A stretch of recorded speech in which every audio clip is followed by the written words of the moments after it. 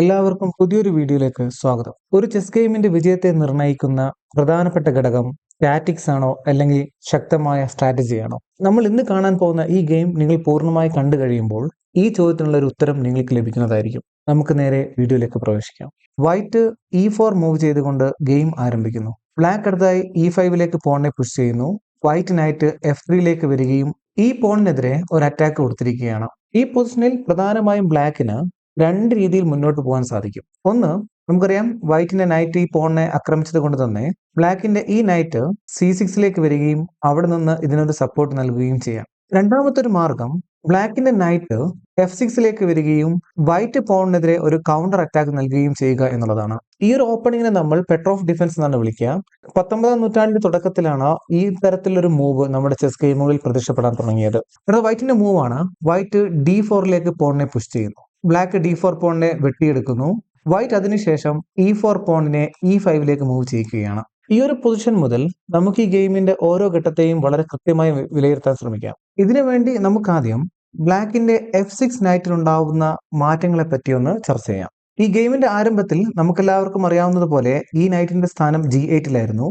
അവിടെ നിന്ന് ഒരു മൂവ് ഉപയോഗിച്ചുകൊണ്ട് അത് F6ലേക്ക് മൂവ് ചെയ്തു. എന്നുവെച്ചാൽ ഈ നൈറ്റ് ഓൾറെഡി ഒരു മൂവ് നടത്തി കഴിഞ്ഞു. അതുപോലെ തന്നെ നമ്മൾ ഇപ്പോൾ കാണുന്ന ഈ പൊസിഷനിൽ വൈറ്റിന്റെ പോൺ ഈ നൈറ്റിനെ അറ്റാക്ക് ചെയ്തത് കൊണ്ട് തന്നെ വീണ്ടും ഈ നൈറ്റിന് മൂവ് ചെയ്യേണ്ടതായിട്ട് വരും. ഗെയിമിൽ ഈ നൈറ്റ് മൂവ് ചെയ്തത് E4ലേക്കാണ്. അപ്പോൾ നമ്മുടെ നൈറ്റിന്റെ രണ്ടാമത്തെ മൂവാണ് ഇപ്പോൾ സംഭവിച്ചിരിക്കുന്നത്. അടുത്ത വൈറ്റിന്റെ മൂവാണ് വൈറ്റ് ക്യൂൻ ഉപയോഗിച്ചുകൊണ്ട് D4 പോണിനെ വെട്ടിയെടുക്കുന്നു. വീണ്ടും ഈ നൈറ്റിനെതിരെ ഒരു അറ്റാക്ക് നൽകിയിരിക്കുകയാണ്. ബ്ലാക്ക് ഈ നൈറ്റിനെ ഡിഫെൻഡ് ചെയ്യാൻ വേണ്ടി D5ലേക്ക് പോണിനെ പുഷ് ചെയ്യുന്നു. വൈറ്റ് ആ പോണിനെ വെട്ടിയെടുക്കുന്നു. ബ്ലാക്ക് നൈറ്റ് ഉപയോഗിച്ചുകൊണ്ട് D6 പോണിനെ വെട്ടിയെടുക്കുന്നു. അപ്പം ഇത് നമ്മുടെ നൈറ്റിന്റെ മൂന്നാമത്തെ മൂവാണ്. പൊതുവെ ഓപ്പണിംഗ് ഘട്ടത്തിൽ ഒരു പീസിനെ തന്നെ ഒന്നിലധികം തവണ മൂവ് ചെയ്യിക്കുക എന്നുള്ളത് നല്ലൊരു കാര്യമായി നമ്മൾ പരിഗണിക്കാറില്ല. നമുക്ക് എന്തായാലും ഗെയിം മുന്നോട്ട് കൊണ്ടുപോയി നോക്കാം. അടുത്തായിട്ട് വൈറ്റിന്റെ മൂവാണ്. വൈറ്റ് ബിഷപ്പിനെ D3ലേക്ക് കൊണ്ടുവരുന്നു. അടുത്തായിട്ട് ബ്ലാക്ക് ക്യൂനിനെ E7ലേക്ക് കൊണ്ടുവരികയും ഒരു ചെക്ക് നൽകുകയും ചെയ്യുന്നു. ഈ കിങ് ഇവിടെ നിന്ന് വേറെ ഏതെങ്കിലും സ്ക്വയറിലേക്ക് മൂവ് ചെയ്യുകയാണെങ്കിൽ വൈറ്റിന് പിന്നെ ക്യാൻസൽ ചെയ്യാൻ സാധിക്കില്ല. പിന്നെയുള്ള ഒരു സാധ്യത എന്ന് പറയുന്നത് ബിഷപ്പിനെ E2ലേക്ക് കൊണ്ടുവരിക എന്നുള്ളതാണ്. ഇങ്ങനെ സംഭവിച്ചാൽ ഓൾറെഡി ഗെയിമിലേക്ക് വന്ന ബിഷപ്പിനെ നമ്മൾ പുറകോട്ട് തന്നെ വലിക്കുന്നത് പോലെയാവും. പിന്നെയുള്ള ഒരു മൂന്നാമതൊരു സാധ്യത വൈറ്റിന്റെ രണ്ടാമത്തെ ബിഷപ്പിനെ E3ലേക്ക് കൊണ്ടുവരികയും ഈ ചെക്കിനെ ബ്ലോക്ക് ചെയ്യിക്കുക എന്നുള്ളതാണ്. ഗെയിമിലും ഇത് തന്നെയാണ് സംഭവിച്ചിരിക്കുന്നത്. ഇങ്ങനെ ഒരു പൊസിഷൻ ലഭിക്കുകയാണെങ്കിൽ അടുത്തതായിട്ട് ബ്ലാക്കിന്റെ നൈറ്റിനെ F5ലേക്ക് കൊണ്ടുവരികയും ഒരേ സമയം ഈ രണ്ട് പീസുകളെയും അറ്റാക്ക് ചെയ്യാനും സാധിക്കും. സ്വാഭാവികമായും ഈ ഒരു പ്രശ്നം പരിഹരിക്കാൻ വേണ്ടി ബിഷപ്പ് ഈ നൈറ്റിനെ വെട്ടിയെടുക്കുന്നതായിരിക്കും. ബ്ലാക്കിന്റെ നൈറ്റ് ഈ ബിഷപ്പിനെ വെട്ടിയെടുക്കുകയും ചെയ്യും. ഇതിലൂടെ ബ്ലാക്ക് നേടിയെടുക്കാൻ ശ്രമിച്ചത് ബിഷപ്പ് പെയർ എന്ന് പറയുന്ന അഡ്വാൻറ്റേജ് ആണ്. നമുക്കറിയാം വൈറ്റിന്റെ ഭാഗത്ത് ഇവിടെ ഒരു ബിഷപ്പും ഒരു നൈറ്റുമാണുള്ളത്. പക്ഷെ ബ്ലാക്കിന് ഇവിടെ രണ്ട് ബിഷപ്പുകളാണ്. ഇത് നമ്മൾ ബിഷപ്പ് പെയർ എന്നാണ് വിളിക്കുക. മിഡിൽ ഗെയിമിൽ വളരെയധികം ഉപകാരപ്പെടുന്ന ഒരു പോയിന്റ് ആണ് ബിഷപ്പ് പെയറുകൾ ഉണ്ടാവുക എന്നുള്ളത്. ഇങ്ങനെ ഒരു ബിഷപ്പ് പെയർ ലഭിക്കാൻ വേണ്ടി ബ്ലാക്ക് വളരെ വലിയ രീതിയിലുള്ള ഒരു മിസ്റ്റേക്ക് കാണിക്കുന്നുണ്ട്. അത് മറ്റൊന്നുമല്ല, നമ്മൾ ബ്ലാക്കിന്റെ നൈറ്റിന്റെ മൂവ്മെന്റ് എടുക്കുകയാണെങ്കിൽ നമുക്കറിയാം ആദ്യം ബ്ലാക്ക് നൈറ്റ് F6ലേക്ക് വന്നു, പിന്നെ E4ലേക്ക് വന്നു, പിന്നെ D6ലേക്ക് വന്നു. അവിടെ നിന്നാണ് F5ലേക്ക് വരികയും ബിഷപ്പ് പെയർ ലഭിക്കുകയും ചെയ്യുന്നത്. ചുരുക്കി പറഞ്ഞാൽ ബ്ലാക്കിന് ഇവിടെ ബിഷപ്പ് പെയർ ലഭിച്ചിട്ടുണ്ട് എങ്കിൽ പോലും ഡെവലപ്മെന്റ് കാര്യത്തിൽ ബ്ലാക്ക് ഒരുപാട് പുറകിലാണ്. നമുക്ക് എന്തായാലും ഗെയിം മുന്നോട്ട് കൊണ്ടുപോകാം. അടുത്തായിട്ട് വൈറ്റിന്റെ മൂവാണ്. വൈറ്റ് ഇവിടെ നൈറ്റിനെ C3ലേക്ക് മൂവ് ചെയ്യിക്കുന്നു. ഈ ഒരു പൊസിഷനിൽ ഈ ബിഷപ്പിന് C2 പോണിനെ വെട്ടിയെടുക്കാൻ സാധിക്കുമോ? അങ്ങനെ വെട്ടിയെടുക്കുകയാണെങ്കിൽ എന്തൊക്കെ രീതിയിലുള്ള പ്രശ്നങ്ങളായിരിക്കും ഉണ്ടാവുക? ചെസ് ഇംപ്രൂവ് ചെയ്യണമെന്ന ആഗ്രഹത്തോടു കൂടി നിങ്ങൾ വീഡിയോ കാണുന്നവരാണെങ്കിൽ ഉടനെ തന്നെ വീഡിയോ പൗസ് ചെയ്യുക. ഇങ്ങനെ ബിഷപ്പ് വെട്ടിയെടുക്കുകയാണെങ്കിൽ എന്തൊക്കെയാണ് സംഭവിക്കുക എന്നുള്ളത് കണ്ടെത്താൻ ശ്രമിക്കുക. നിങ്ങൾക്ക് ഏകദേശം ഒരു ധാരണ ലഭിച്ചിട്ടുണ്ടാവുമെന്ന് ഞാൻ വിശ്വസിക്കുന്നു. ഇവിടെ വൈറ്റ് ഈ പോണിനെ വെറുതെ നൽകിയിരിക്കുകയാണ്. ഉദാഹരണത്തിന് ബ്ലാക്കിന്റെ ബിഷപ്പ് ഈ പോണിനെ വെട്ടിയെടുക്കുകയാണെങ്കിൽ വൈറ്റിന്റെ റൂക്ക് C1ലേക്ക് വരുന്നു. ഇനി ഈ പൊസിഷനിൽ ബ്ലാക്കിന് രണ്ട് മൂവുകളാണ് സാധ്യമായിട്ടുള്ളത്. ഒന്ന്, ഈ ബിഷപ്പിനെ വേണമെങ്കിൽ F5ലേക്ക് മൂവ് ചെയ്യിക്കാം, അല്ലെങ്കിൽ ആദ്യം ഈ നൈറ്റിനെ C6ലേക്ക് കൊണ്ടുവന്നതിന് ശേഷം ഈ ബിഷപ്പിനെ F5ലേക്ക് മൂവ് ചെയ്യിക്കാം. ഇതിലേതായിരിക്കും ബ്ലാക്ക് ചെയ്യേണ്ട കൃത്യമായ മൂവ്? സത്യത്തിൽ ഈ രണ്ട് മൂവ് നടത്തിയാലും ബ്ലാക്കിന് കൃത്യമായ നഷ്ടം ഈ പൊസിഷനിൽ സംഭവിക്കും. നമുക്ക് എന്തായാലും അത് എങ്ങനെയാണെന്ന് നോക്കാം. ആദ്യം ഈ ബിഷപ്പിനെ ഡയറക്റ്റ് ആയിട്ട് തന്നെ F5ലേക്ക് കൊണ്ടുവന്നു എന്ന് വിചാരിക്കുക. അങ്ങനെയെങ്കിൽ വൈറ്റ് നൈറ്റ് D5ലേക്ക് മൂവ് ചെയ്യുകയും ഒരേ സമയം ഈ പോണിനെയും ഈ ക്യൂനെയും അറ്റാക്ക് ചെയ്യുന്നതായിരിക്കും. ഈ ക്യൂൻ ഇവിടെ നിന്ന് മാറി നിന്നതിന് ശേഷം ഈ നൈറ്റ് C7 പോണിനെ വെട്ടിയെടുക്കുകയും റൂക്കിനെ ലാഭിക്കുകയും ചെയ്യും. ഇങ്ങനെ ഒരു വിഷയം ഉള്ളത് കൊണ്ട് തന്നെ ബ്ലാക്കിന് വേണമെങ്കിൽ ഈ നൈറ്റിനെ ആദ്യം C6ലേക്ക് മൂവ് ചെയ്യിക്കാം. ഈ C6 സ്ക്വയറിൽ ബ്ലാക്ക് നൈറ്റ് ഉള്ളത് കൊണ്ട് തന്നെ ഡയറക്റ്റ് ആയിട്ട് ഈ പോണിനെ അറ്റാക്ക് ചെയ്യാൻ ഈ റൂക്കിന് സാധിക്കാതെ വരും. നമുക്ക് ആ മൂവ് കൂടി ഒന്ന് കണ്ടു നോക്കാം. നൈറ്റ് ആദ്യം C6ലേക്ക് മൂവ് ചെയ്തു എന്ന് വിചാരിക്കുക. ഇവിടെ ക്യൂൻ അറ്റാക്ക് ചെയ്യപ്പെട്ടത് കൊണ്ട് തന്നെ നമ്മൾ ഈ റൂക്ക് ഉപയോഗിച്ചുകൊണ്ട് ബിഷപ്പിനെ വെട്ടിയെടുക്കാൻ നിൽക്കില്ല. വൈറ്റ് ഇനി എങ്ങനെയായിരിക്കും ഈ ഗെയിം മുന്നോട്ട് കൊണ്ടുപോകുക? ഞാൻ ആദ്യമേ പറഞ്ഞൊരു കാര്യമുണ്ട്, ബ്ലാക്ക് ഈ രീതിയിൽ മൂവ് ചെയ്യുകയാണെങ്കിൽ പോലും ഈ പൊസിഷനിൽ ബ്ലാക്കിന് നഷ്ടമാണ് സംഭവിക്കുക. എങ്ങനെയായിരിക്കും വൈറ്റ് ഈ പൊസിഷനെ ഹാൻഡിൽ ചെയ്യുക? ആവശ്യമെങ്കിൽ വീഡിയോ പോസ്റ്റ് ചെയ്തതിനു ശേഷം ഉത്തരം കണ്ടെത്താൻ ശ്രമിക്കുക. ഇവിടെ വൈറ്റിന്റെ കൃത്യമായ മൂവ് ഈ ക്യൂനിനെ F4ലേക്ക് കൊണ്ടുവരികയും അവിടെ നിന്ന് ഈ പോണിനെ അറ്റാക്ക് ചെയ്യുക എന്നുള്ളതാണ്. നമുക്കറിയാം, നമ്മൾ നേരത്തെ പറഞ്ഞതുപോലെ ഈ ബിഷപ്പിനെ പിൻവലിക്കുകയാണെങ്കിൽ നൈറ്റ് D5ലേക്ക് വരികയും നമ്മൾ നേരത്തെ കണ്ട അതേ പ്രശ്നം വീണ്ടും വരികയും ചെയ്യും. ഇനി ഇതിന് പകരമായി നൈറ്റിന് വേണമെങ്കിൽ ആദ്യം B4ലേക്ക് മൂവ് ചെയ്യാം. ഇവിടെ ഒരു ചെക്ക് നൽകാൻ സാധിക്കുന്നത് കൊണ്ട് തന്നെ വളരെ കൃത്യമായി മാത്രമേ വൈറ്റിന് മൂവ് ചെയ്യാൻ സാധിക്കൂ. ഈ ഒരു പൊസിഷനിൽ വൈറ്റ് എന്തായിരിക്കും മൂവ് ചെയ്യേണ്ടത്? വീണ്ടും ആവശ്യമെങ്കിൽ വീഡിയോ പോസ്റ്റ് ചെയ്യുക.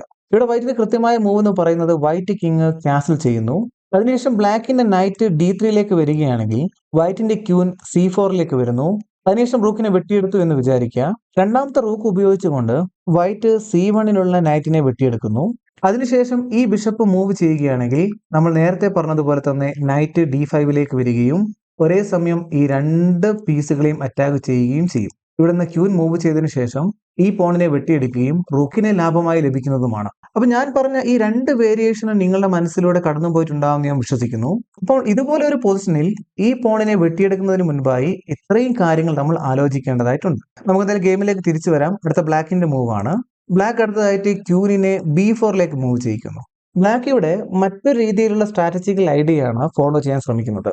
നമുക്കറിയാം, വൈറ്റിന്റെയും ബ്ലാക്കിന്റെയും ഡെവലപ്മെന്റ് നോക്കുകയാണെങ്കിൽ വൈറ്റിന് ഇവിടെ ഓൾറെഡി 4 പീസുകൾ കളിയിലേക്ക് വന്നു കഴിഞ്ഞു. പക്ഷെ ബ്ലാക്കിന് ഇവിടെ 2 പീസുകൾ മാത്രമേ ഗെയിമിലേക്ക് വന്നിട്ടുള്ളൂ. അപ്പോൾ മിഡിൽ ഗെയിമിലെ മറ്റൊരു നിയമം എന്ന് പറയുന്നത്, നമ്മൾ ഡെവലപ്മെന്റിൽ പുറകിലാണെങ്കിൽ പരമാവധി നമ്മുടെ എതിരാളിയുടെ ക്യൂനിനെ വെട്ടിയെടുക്കാൻ ശ്രമിക്കണം. അഥവാ നമ്മുടെ ക്യൂൻ കൊടുത്തുകൊണ്ട് അവരുടെ ക്യൂണിനെ വെട്ടിയെടുക്കാൻ ശ്രമിക്കണം. ഈ ഒരു സ്ട്രാറ്റജിയാണ് ബ്ലാക്ക് ഇവിടെ ഫോളോ ചെയ്യുന്നത്.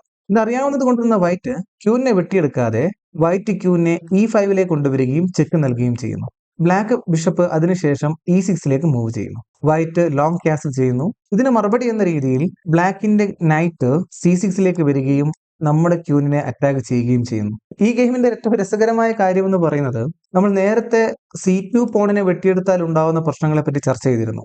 അതേപോലെ ഇവിടെ വേണമെങ്കിൽ വൈറ്റ് ക്യൂനിന് C7 പോണിനെ വെട്ടിയെടുക്കാവുന്നതാണ്. ഈ വീഡിയോയുടെ തുടർഭാഗം കാണുന്നതിന് മുൻപായി ഈ ക്യൂന് കൊണ്ട് ഈ പോണിനെ വെട്ടിയെടുക്കുന്നത് നല്ല മൂവാണോ അല്ലയോ എന്നുള്ളത് ഇപ്പോൾ തന്നെ കമന്റ് ചെയ്യുക. കാരണം നമ്മൾ ഈ ഗെയിമിന്റെ ഏറ്റവും പ്രധാനപ്പെട്ട ഒരു സെക്ഷനിലേക്കാണ് പ്രവേശിക്കാൻ പോകുന്നത്. നിങ്ങൾ കമന്റ് ചെയ്തിട്ടുണ്ടാവും ഞാൻ വിശ്വസിക്കുന്നു. ഇവിടെ വൈറ്റ് ക്യൂൻ ഈ പോണിനെ വെട്ടിയെടുക്കുന്നു. ബ്ലാക്ക് റൂക്കിനെ C8ലേക്ക് കൊണ്ടുവരുന്നു. അപ്പം ഈ പോൺ സാക്രിഫൈസിലൂടെ ബ്ലാക്ക് ഉദ്ദേശിച്ചത് ഈ ഒരു ഓപ്പൺ ഫയലിൽ ഏതെങ്കിലും രീതിയിലുള്ള അറ്റാക്ക് കൊണ്ടുവരിക എന്നുള്ളതാണ്. വൈറ്റ് ക്യൂൻ അടുത്തതായിട്ട് F4ലേക്ക് വരുന്നു. ഇപ്പോൾ ഇവിടെ വൈറ്റ് ആണ് ക്യൂൻ എക്സ്ചേഞ്ചിന് വേണ്ടി ശ്രമിക്കുന്നത്. അതിനുള്ള കാരണം ഈ ഒരു പൊസിഷനിൽ വൈറ്റിന് ഒരു പോൺ കൂടുതലാണ്. അതുകൊണ്ട് തന്നെ മിഡിൽ ഗെയിമിൽ എപ്പോഴും ശ്രദ്ധിക്കേണ്ട കാര്യം, നമുക്ക് ഏതെങ്കിലും രീതിയിലുള്ള ലീഡ് നമ്മുടെ മിഡിൽ ഗെയിമിൽ ലഭിക്കുകയാണെങ്കിൽ നമ്മൾ പരമാവധി പീസുകളെ എക്സ്ചേഞ്ച് ചെയ്യാൻ ശ്രമിക്കണം. അങ്ങനെ എല്ലാ പീസുകളെയും വെട്ടിയെടുക്കുകയാണെങ്കിൽ നമുക്ക് കൂടുതലുള്ള ഒരു പോൺ അല്ലെങ്കിൽ ഒരു പീസ് അത് ഉപയോഗിച്ച് നമുക്ക് ജയിക്കാൻ സാധിക്കുന്നതാണ്. ഈ ഒരു കാര്യം അറിയാവുന്നത് കൊണ്ട് തന്നെ ബ്ലാക്ക് ക്യൂനെ A5ലേക്ക് മൂവ് ചെയ്യിക്കുന്നു.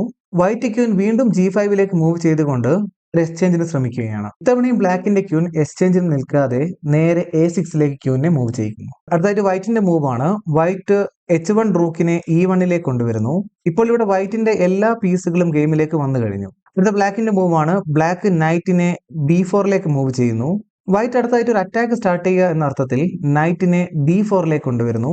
നിങ്ങൾക്ക് എല്ലാവർക്കും ഓർമ്മയുണ്ടാവും, നമ്മൾ ഈ വീഡിയോ തുടങ്ങുന്ന സമയത്ത് ആദ്യം ചോദിച്ച ചോദ്യം എന്ന് പറയുന്നത് ടാറ്റിക്സ് ആണോ സ്ട്രാറ്റജി ആണോ മിഡിൽ ഗെയിമിൽ പ്രധാനപ്പെട്ടത് എന്നുള്ളതായിരുന്നു. അതിനുള്ള ഉത്തരം നമുക്ക് ഏകദേശം ലഭിക്കാൻ പോവുകയാണ്. അടുത്തായിട്ട് ബ്ലാക്കിന്റെ മൂവ് ആണ്. Black rook C3 നൈറ്റിനെ വെട്ടിയെടുക്കുന്നു. ഇനി ഇവിടെ വൈറ്റ് ആണ് മൂവ് ചെയ്യേണ്ടത്. നിങ്ങൾ ഈ വീഡിയോ 1 മിനിറ്റെങ്കിലും ഒന്ന് പോസ്റ്റ് ചെയ്തതിനു ശേഷം വൈറ്റിന്റെ ഇവിടുത്തെ ഏറ്റവും ബെസ്റ്റ് ടാക്ടിക്കൽ മൂവ് എന്താണെന്ന് കണ്ടെത്താൻ ശ്രമിക്കുക. നിങ്ങളത് കണ്ടെത്തുന്ന സമയത്ത് ഞാൻ എന്റെ ചോദ്യത്തിനുള്ള ഉത്തരം നൽകാം. ചെസ്സുമായി ബന്ധപ്പെട്ട് നമ്മൾ അറിഞ്ഞിരിക്കേണ്ട ഏറ്റവും വലിയ കാര്യം, ഒരു ഫേമസ് ഗ്രാൻഡ് മാസ്റ്റർ പറഞ്ഞതുപോലെ ചെസ് എന്ന് പറയുന്നത് 90% ടാറ്റിക്സ് ആണ്. ഈ പൊസിഷനിൽ ബ്ലാക്ക് റൂക്ക് ഇങ്ങനെ ഒരു സാക്രിഫൈസ് നടത്താനുള്ള കാരണം, ഇവിടെ ഈ പോൺ ഉപയോഗിച്ചുകൊണ്ട് ഈ റൂക്കിനെ നമ്മൾ വെട്ടിയെടുക്കുകയാണെങ്കിൽ ഈ ഗെയിം ഒരു സമനിലയിലേക്ക് മാറുന്നതായിരിക്കും. ഇതായിരുന്നു ബ്ലാക്കിന്റെ പ്ലാൻ. അതുപോലെ നമ്മൾ നോക്കുകയാണെങ്കിൽ ബ്ലാക്കിന്റെ ഈ രണ്ട് ബിഷപ്പുകളും വളരെ ആക്റ്റീവായ സ്ക്വയറുകളിലാണുള്ളത്. എന്ന് വെച്ചാൽ ഈ ഗെയിമിന്റെ തുടക്കത്തിൽ ബിഷപ്പ് പെയർ കീപ്പ് ചെയ്യുക എന്ന് പറയുന്ന ആശയം അത് ഒരു നല്ലൊരു ആശയമായിട്ട് തന്നെ ഈ ഗെയിമിൽ പരിണമിച്ചിട്ടുണ്ട്. പക്ഷെ ഇത്രയും നല്ല സ്ട്രാറ്റജിയൊക്കെ ബ്ലാക്ക് കൊണ്ടുവന്നെങ്കിൽ പോലും ഒരു വളരെ വലിയ ടാറ്റിക്സിലൂടെ വൈറ്റ് ഈ ഗെയിം വിജയിക്കുകയാണ് ഉണ്ടായത്. നിങ്ങൾക്ക് ഉത്തരം ലഭിച്ചിട്ടുണ്ടെന്ന് ഞാൻ വിശ്വസിക്കുന്നു. ഇവിടുത്തെ വൈറ്റിന്റെ കൃത്യമായ മൂവ് എന്ന് പറയുന്നത് ക്യൂൻ ഉപയോഗിച്ചുകൊണ്ട് D8 ഒരു ചെക്ക് നൽകുന്നു, ഒരു ക്യൂൻ സാക്രിഫൈസ്. കിങ് സ്വാഭാവികമായിട്ടും ഈ ക്യൂവിനെ വെട്ടിയെടുക്കേണ്ടതായിട്ട് വരും. അതിനുശേഷം വൈറ്റ് ബിഷപ്പിനെ വെട്ടിയെടുക്കുകയും ഒരു ഡബിൾ ചെക്ക് നൽകുകയും ചെയ്യുന്നു. നമുക്കറിയാം ഈ കിങ്ങിന് ഒന്നെങ്കിൽ ഇവിടെ വരാം, അങ്ങനെ വരികയാണെങ്കിൽ ഓൺ ദ സ്പോട്ടിൽ ഈ ഗെയിം അവസാനിക്കുന്നതായിരിക്കും. കാരണം ഈ റൂക്ക് ഉപയോഗിച്ചുകൊണ്ട് ഇവിടെ ചെക്ക് നൽകാൻ സാധിക്കുന്നതാണ്. അതുകൊണ്ട് തന്നെ ഈ ഗെയിമിൽ ബ്ലാക്ക് മൂവ് ചെയ്തത് കിങ്ങിനെ E7ലേക്കാണ്. വൈറ്റ് അടുത്തതായിട്ട് ബിഷപ്പ് ഉപയോഗിച്ചുകൊണ്ട് ചെക്ക് നൽകുന്നു. ഈ കിങ്ങിന് മറ്റു മാർഗങ്ങളില്ല, ഈ പോൺ ഉപയോഗിച്ചുകൊണ്ട് ചെക്കിനെ ബ്ലോക്ക് ചെയ്യുന്നു. അതിനുശേഷം വൈറ്റ് ഈ നൈറ്റിനെ D8ലേക്ക് കൊണ്ടുവന്ന് ചെക്ക് നൽകുന്നു. ഈ ഒരു പൊസിഷനിൽ ബ്ലാക്ക് റിസൈൻ ചെയ്യുകയാണ് ഉണ്ടായത്. കാരണം ഇവിടെ വൈറ്റിന് രണ്ടേ രണ്ട് മൂവ് മാത്രമേ സാധ്യമായിട്ടുള്ളൂ. ഒന്നെങ്കിൽ ഈ ക്യൂന് കൊണ്ട് ചെക്ക് മറക്കാം, അപ്പോൾ വീണ്ടും ചെക്ക്മേറ്റ് സംഭവിക്കുന്നതാണ്. അല്ല എങ്കിൽ ആദ്യം റൂക്ക് കൊണ്ട് ബ്ലോക്ക് ചെയ്യാം, വൈറ്റ് വെട്ടിയെടുക്കും. അതിനുശേഷം ക്യൂന് കൊണ്ട് ബ്ലോക്ക് ചെയ്യാം, വീണ്ടും വൈറ്റ് വെട്ടിയെടുക്കും. ഇതിൽ ഏത് സംഭവിച്ചാലും ബ്ലാക്കിന് ഗെയിം നഷ്ടമാവുന്നതാണ്. അപ്പോൾ നമ്മൾ ഇന്നത്തെ ഗെയിമിൽ പ്രധാനമായും കണ്ടത് സ്ട്രാറ്റജിക്കലായിട്ട് നമ്മൾ എത്രത്തോളം ഗെയിമിനെ മുന്നോട്ട് കൊണ്ടുപോയാലും നമ്മൾ കാണാത്ത ഒരു ടാറ്റിക്സ് എവിടെയെങ്കിലും ഒളിച്ചു നിൽക്കുന്നുണ്ടെങ്കിൽ നമ്മുടെ ഗെയിം പരാജയപ്പെടാൻ അത് മാത്രം കാരണമായിട്ട് മാറും. അതുകൊണ്ട് തന്നെ വീണ്ടും ഓർക്കുക, ചെസ് എന്ന് പറയുന്നത് 90% ടാറ്റിക്സ് ആണ്. ദിവസവും ടാറ്റിക്കൽ പൊസിഷൻസ് അനലൈസ് ചെയ്യാൻ സമയം കണ്ടെത്തുക. എല്ലാവർക്കും ഈ വീഡിയോ ഇഷ്ടപ്പെട്ടു എന്ന് വിചാരിക്കുന്നു. അടുത്ത വീഡിയോയിൽ കാണുന്നതുവരെ എല്ലാവർക്കും നന്ദി, നമസ്കാരം.